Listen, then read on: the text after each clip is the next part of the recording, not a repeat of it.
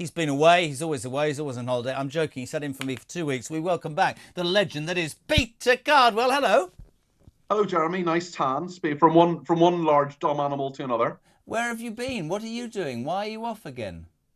I'm not off at all. I'm on. You, I you was were in. off last week. What? Oh God, you I look pale as was. anything. You look like you're in the morgue. What's the matter with you, man? I was in Dreadful. south of France on holiday. I'll have you Well, you know for my didn't go 40th. outside, did you? Oh, look, nice cup. Listen, take a breath because before I want to talk to you about slightly different things. We've got voice notes. It's very, very exciting. 0344 499 1000. Our first one is from Anna in Surrey. She sent the first one about the election, then Nikki from Kent about the European elections.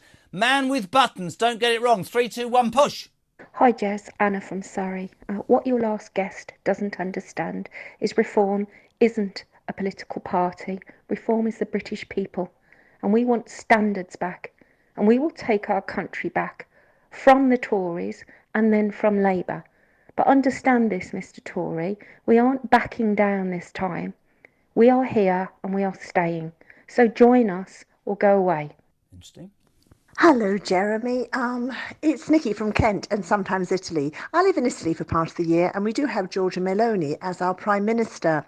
Well, since she's been at the helm of the government, she has become much more to the centre ground, in so much as though she used to rail against the EU. Now she's a convinced Europhile, and has actually said on TV that Italy would never be leaving the bloc. She obviously knows what side her bread is buttered. Yeah, she's become more moderate, and we're doing quite well here in Italy. Brilliant. Well, that's nice, dear. We're not doing so well here in London. Pete, can I just say to you, we've talked about the election, so this is going to be a snapshot straight at you. We haven't spoken for 3 or 4 weeks. Over the weekend, the D-Day thing just won't go away. Add into that Farage and Braverman and Jenrick today. He's a dead man walking, Sunak, isn't he, Pete?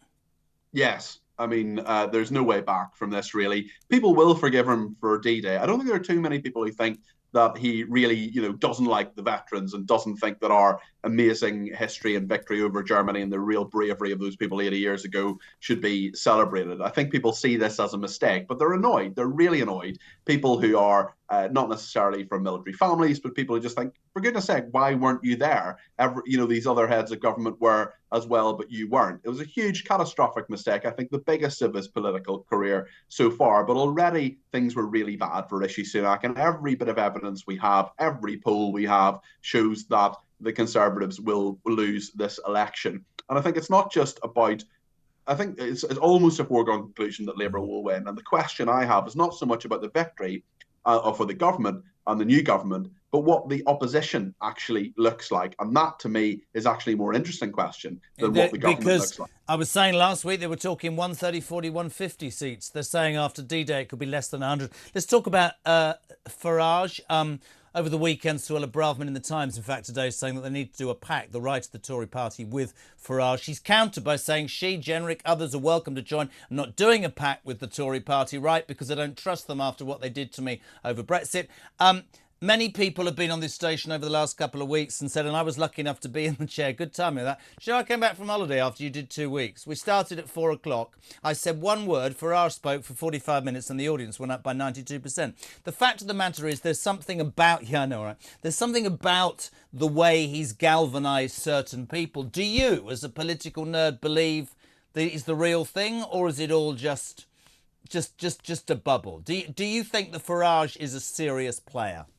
Yes, I do. I think he's probably going to win Clacton. I think that he is a politician who connects. There's no doubt about that. I watched, because I am a nerd, watched the debate he took part in on Friday night. There was absolutely no flies on him whatsoever. He was in his element. He was fine. Angela Rayner was quite nervous. I thought that Daisy Cooper, the Lib Dem deputy leader, spoke far too quickly. Penny Mordaunt was okay. But basically, it wasn't so much what was said in that debate. It was more what wasn't said, and Penny Mordaunt and Angela Rayner in particular completely ignored Nigel Farage, and that's because they know that he is a big threat. And if you look at the polling information, you look at the fact, I don't think the D-Day thing has actually got through to the polls just yet. It was won by JLL, for example, a polling agency that said things haven't moved. But actually, in terms of polling, things can take like a week and a half or so before people start really changing their mind and telling pollsters that they have changed their mind. So I think there's a lot more bad polls to come. But in terms of Nigel Farage, in terms of Reform UK,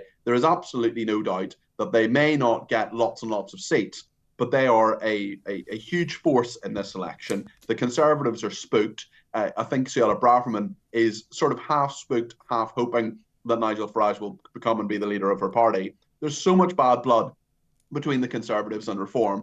But what's interesting is that whilst Richard Tice, the former leader, now the chairman of Reform UK, has said previously that he wants to destroy the Tories, Nigel Farage has never said that, and he's at pains to point out that he's never said that. His view is that the Tories have destroyed themselves.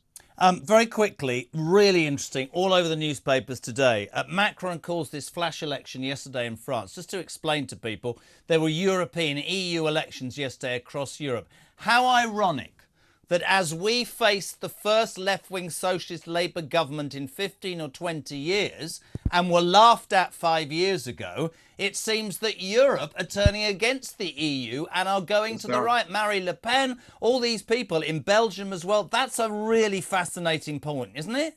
It is.